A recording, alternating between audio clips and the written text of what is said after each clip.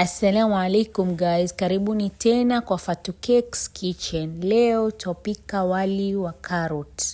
Simple, yani kuliko kupika wali mweupe, huu ni wali wa carrot. Very simple na mahitaji kidogo sana. Let's start. Kitunguu chako kikiturn brown, mimi niliweka kitunguu mafuta, kikiturn brown watia kitunguu saumu na mixture ya tangawizi. Kisha nikatia carrot zangu ambazo kwa nimezigrate, nikazikoroga, nikatia na spices kidogo tu kwa mbali kama unazo, kama huna si lazima. Unakoroga, unaacha kidogo zitokote, kisha utatia mchele.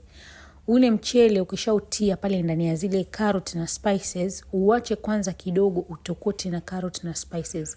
Kama umeutia uko na maji, wacha kidogo yale maji yakauke. So ona hapo nilikuwa naacha kidogo ule utokote na zile spices, kisha nikatia maji. Hayo yalikuwa maji ambayo nimechemshia nayo kuku. Yana ladha yake hayo maji. Kisha utauacha kwa muda kidogo tu.